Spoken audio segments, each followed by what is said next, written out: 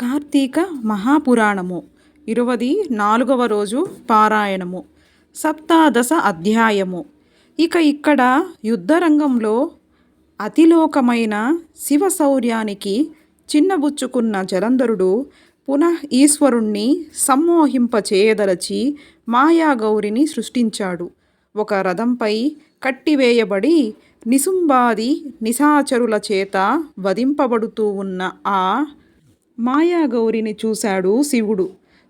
చూడగానే మానసుడైన ఉగ్రుడు యుద్ధాన్ని, తన పరాక్రమాన్ని, కర్తవ్యాన్ని విస్మరించి ఉదాసీనుడై ఉండిపోయాడు. అదే అదునుగా జలంధరుడు ఆ పుంకశానైకాలైన 3 బాణాలను శివుని శిరస్సుపైన, వక్షస్థలంపైన, ఉదరమందున ప్రయోగించాడు. అయినా ఈ జంగమయ్యలో చలనం లేదు. అటువంటి సమయంలో అదంతా రాక్షసమాయగా బ్రహ్మదేవునిచే బోధించబడిన వాడై కోలుకొనిన ఆ పరమేశ్వరుడు జ్వాలామాలతి భీషణమైన రౌద్ర రూపాన్ని ధరించాడు. ఆ స్వరూపాన్ని చూసేందుకు సహితం శక్తి చాలక అనేక మంది రాక్షసులు పారిపోసాగారు. అలా పారిపోతున్న వారిలో ఉన్న అగ్రనాయకులైన శుంభ నిశుంభులను చూచిన రుద్రుడు, పారిపోతున్న వాళ్ళంతా పార్వతి చేతిలో మరణించెదురుగాక అని శపించాడు. అది గమనించిన జలంధరుడు బాణవర్షంతో అంధకారాన్ని కల్పించాడు. శివుడు తన తపోబలంతో ఆ చీకట్లను చీల్చివేశాడు. ఉడికిపోయిన జలంధరుడు పరిగాయుధంతో పరుగున వచ్చి ఈశ్వరుని వాహనమైన ఎద్దును భయంకరంగా కొట్టాడు. ఆ దెబ్బకు నంది యుద్ధరంగం నుండి పరుగు తీయసాగింది. దానిని మళ్లించడం సాంబశివునికి కూడా సాధ్యం కాలేదు. ఎక్కడలేని కోపం వచ్చింది రుద్రుడికి. వెనువెంటనే సుదర్శన చక్రాన్ని ప్రయోగించాడు. భూమ్యాకాశాలను దహింపచేసే వేయగలిగినంతటి వేగవంతమైన ఆ చక్రం చూపరులను భయభ్రాంతులను చేస్తూ వెళ్ళి జలంధరుడి తల నరికి నేలపై పడవేసింది. అతని మొండెంలోంచి వెలువడ్డ తేజస్సు ఈశ్వరునిలో లీనమైపోయింది. బ్రహ్మాది దేవతలందరూ సంతోషాతిరేకులు, అవనత శిరస్కులు అయి ఆ చంద్రశేఖరునకు ప్రణమిల్లారు, స్తుతించారు, కృతజ్ఞతలు చెప్పుకున్నారు. అనంతరం బృందామోహితుడై అడవులలో పడి అల్లాడిపోతున్న విష్ణువును స్వస్థుణ్ణి చేసే ఉపాయాన్ని కూడా అనుగ్రహించమని కోరగా, అందుకుగాను పరాశక్తిని వేడుకోమని చెప్పి జయ ధ్వానాల నడుమ సకల గణ సమేతుడై గృహోన్ముఖుడయ్యాడు. శివాజ్ఞ ప్రకారం దేవతలు మహామాయని ప్రార్థించసాగారు. దేవతాకృత మహి మాయా ప్రార్థనం. యా అద్భుతో వా సత్వ రజస్తమో గుణ సృష్టిస్థితి ధ్వంస నిదానకారిణః యాదిచ్ఛయా విశ్వమిదం భవాభవౌ తనోతి మూల ప్రకృతి న సత్ప్రువాతాం యహి త్రయోవింశతి భేదశాబ్దితా యాద్రూపకర్మాటి జగుస్త్రయోపి వై జగత్యశేషే సమధిష్ఠితా పరా వేదాస్తు మూల ప్రకృతిం సతా స్మృతాం యద్భక్తియుక్త పురుషాస్తు నిత్యం దారిద్ర్యభీమోహ పరాభవాదిన్ న ప్రాప్నువంత్యేవ హి భక్తవత్సలాం సదైవ మూల ప్రకృతిం నతాస్మృతాం.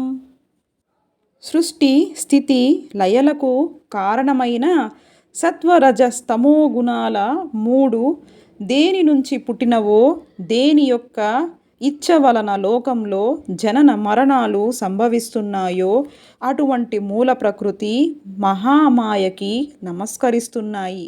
ఏదైతే 23 వేదములతో చెప్పబడి సమస్త లోకములను అధిష్ఠించినదో, వేదములలో సైతం దేని యొక్క రూపకర్మలు కీర్తించబడుతున్నాయో అట్టి మూల ప్రకృతికి నమస్కరిస్తున్నాము. నారదోవాచ స్తవమేత త్రిసంధ్యాం యః పఠేత్ దేకాగ్రమానసః దారిద్ర్యమోహ దుఃఖాని న కదాచిత్ స్పృశంతి తం.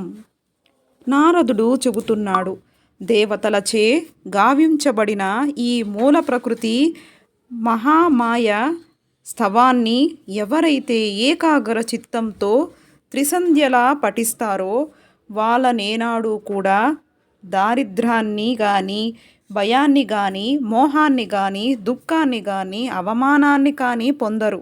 ఇక ప్రస్తుతంలోకి వద్దాము. ఆ విధంగా దేవతల ప్రార్థన చేయగానే ఆకాశం జ్వాలాయుతమైన అద్భుత తేజస్సొక్కటి పొడచూపి, ఓ దేవతలారా, త్రిగుణాల రీత్యా నేను త్రిమూర్తులను ధరించి ఉన్నాను. రజోగుణం వలన లక్ష్మిగాను, తమోగుణం వలన సరస్వతిగాను, సత్వగుణం వలన పార్వతిగాను విలసిల్లుతున్నది నేనే.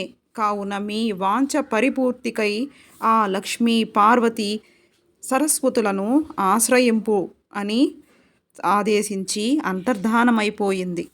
దేవతలు రమ, ఉమ, సరస్వతుల చెంతకు వెళ్ళి తమ మనోగతాన్ని వెల్లడించారు. భక్త వత్సలైన ఆ తల్లులు ముగ్గురు వారికి కొన్ని బీజాలనిచ్చి, విష్ణువు ఎక్కడైతే మోహావృతుడై ఉన్నాడో అక్కడి బీజాల్ని చల్లించండి అని చెప్పారు. దేవతల బీజాలను తెచ్చి శ్రీహరి మోహితుడై పడి ఉన్న బృందాచిత ప్రాంతమంతటా చిలకరించారు. ఓ పృథుభూపతి, పాతివ్రత్య మహిమ సుశోభితమైన ఈ గాథను ఏకాగ్ర చిత్తంతో చదివిన, విన్న స్త్రీలు గాని, పురుషులు గాని ఇహంలో సంతాన సంపదను, పరంలో స్వర్గ సంపదను పొందుతున్నారు అన్నాడు నారదుడు. 18వ అధ్యాయము. పునః నారదుడు ప్రవచిస్తున్నాడు. ఓ పృథు మహారాజా, పూర్వోక్త విధంగా బృంద చితాస్థలిలో దేవతలచే చల్లబడిన బీజాల వల్ల త్రిగుణ శోభితాలైన ఉసిరి, మాలతి, తులసి అనే 3 రకాల వృక్షాలు ఆవిర్భవించాయి. వీటిలో సరస్వతి వలన ఉసిరిక, లక్ష్మి వలన మాలతి, గౌరీ వలన తులసి ఏర్పడ్డాయి. అంతవరకు బృందామోహంతో మందుడై ఉన్న విష్ణువు తన చుట్టూ చెట్లై మొలచిన లక్ష్మి, సరస్వతి, పార్వతి మహిమల వలన కోలుకున్నవాడై అనురాగపూరిత హృదయంతో ఆ వృక్షాలను తిలకించసాగాడు. కానీ వాటిలో లక్ష్మీదత్త బీజాలు ఈర్ష్య గుణాన్వితాలై ఉండటం వలన ఆ బీజ ఉత్పన్నమైన మాలతి బర్బరీ నామధేయమై విష్ణువున కెడమయ్యింది. కేవల అనురాగపూరితాలైన ఉసిరి, తులసి మాత్రమే పీతాంబరునకు ప్రియంకరాలమయ్యాయి. తద్వారా విష్ణువు మోహ విముక్తుడై ధాత్రి తులసి సమేతుడై సర్వదేవత నమస్కారాలను అందుకుంటూ వైకుంఠానికి తరలి వెళ్ళాడు. అందువల్లనే కార్తీక వ్రతంలోని విష్ణు పూజలో ముందుగా తులసిని పూజించినట్లయితే పుండరీకాక్షుడు ఎనలేని సంతోషాన్ని పొందుతాడు. అంతేకాదు, తులసి మహిమ. ఎవరింట్లో తులసీవనం ఉంటుందో ఆ ఇల్లు సర్వతీర్థ స్వరూపమై వర్ధిల్లుతుంది. యమదూతలక్కడ రాలేరు.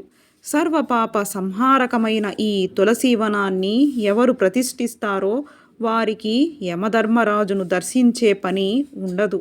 అనగా నరకానికి వెళ్ళరనే పుణ్యాత్ములైన స్వర్గాన్నే పొందుతారని భావము. గంగా స్నానము, నర్మదా స్నానము, తులసీ సేవనం ఈ 3 సమాన ఫలదాయకాలేనని చెప్పబడుతోంది. తులసిని ప్రతిష్ఠించిన, తడిపిన, తాకిన, పెంచిన మానసిక శారీరక పాపాలేగాక మాటల వలని పాపాలు కూడా మటుమాయమై పోతాయి. తులసి గుత్తులతో శివకేశవులను అర్చించినవాడు ఖచ్చితంగా మోక్షాన్ని పొందుతాడనడంలో ఎటువంటి సందేహము లేదు. పుష్కరాది తీర్థాలు, గంగానదులు, విష్ణవాది దేవతలు తులసీ దళాలలో నివసిస్తుంటారు. ఎన్ని పాపాలు చేసిన వాడైనా సరే, ఎవడైతే శరీరానికి తులసి మట్టిని పూసుకొని మరణిస్తాడో అటువంటి వానిని చూసేందుకు యముడు కూడా భయపడుతాడు. అటువంటి వాడు విష్ణు సాయుధ్యాన్నే పొందుతున్నాడనడం సత్యం, ముమ్మాటికి సత్యం. తులసి చెట్ల యొక్క గంధాన్ని ధరించేవాడికి పాపాలు కొంచెం కూడా అంటవు. తులసి వనపు నీడలో పితృశ్రాద్ధం చేసినట్లయితే అది పితరులకు అక్షయ పదాన్నిస్తుంది. అదేవిధంగా ధాత్రి మహిమ. ఉసిరి చెట్టు నీడను పిండ ప్రదానం చేసిన వారి పితరుల నరకం నుంచి విముక్తులవుతారు. ఎవరైతే తన శిరస్సు పైన, ముఖమందున, దేహమందున, చేతులందున ఉసిరి పండును ధరిస్తున్నాడో వాడు సాక్షాత్ విష్ణు స్వరూపుడను తెలుసుకోవాలి. ఎవడి శరీరంపై ఉసరిక ఫలము, తులసి, ద్వారకోద్భవమైన మృత్తిక ఉంటాయో నిస్సందేహంగా వాడు జీవన్ముక్తుడేనని తెలుసుకో. ఉసిరిక పండ్లని, తులసి దళాల్ని కలిపిన జలాలతో స్నానమాడిన వాడికి తత్క్షణమే గంగా స్నాన ఫలం లభిస్తుంది.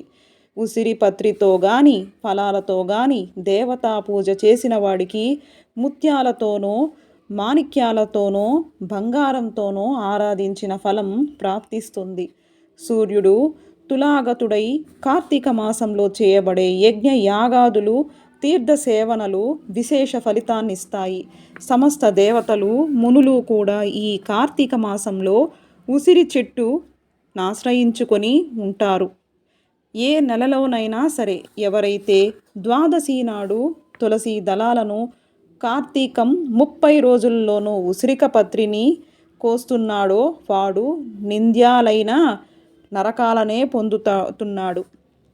కార్తీక మాసంలో ఎవరైతే ఉసిరి చెట్టు నీడన భోజనం చేస్తాడో వాడి యొక్క 1 సంవత్సరపు దోషం తొలగిపోతుంది.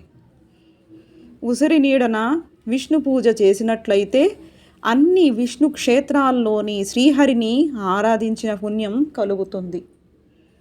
శ్రీహరి లీలలను, మహిమలను చెప్పడానికి ఏ ఒక్కరికి కూడా ఎలాగైతే సాధ్యం కాదో అదే ప్రకారం ఈ తులసి, ధాత్రి వృక్షాల మహిమల్ని చెప్పడం కూడా చతుర్ముఖుడైన బ్రహ్మకు గాని, సహస్రముఖుడైన శేషునికి గాని సాధ్యం కాదు. ఈ ధాత్రి, తులసి జనన గాథ ఎవరు వింటున్నారో, వినిపిస్తున్నారో వాళ్ళు తమ పాపాలను పోగొట్టుకున్న వారై తమ పూర్వులను కూడి శ్రేష్టమైన విమానంలో స్వర్గాన్ని పొందుతున్నారు. ఏవం శ్రీ పద్మ పురాణాంతర్గత కార్తీక మహత్యమందలి 17వ, 18వ అధ్యాయములు 24వ బహుళ నవమి నాటి పారాయణము సమాప్తం. ఓం నమః శివాయ. ఓం నమో నారాయణాయ.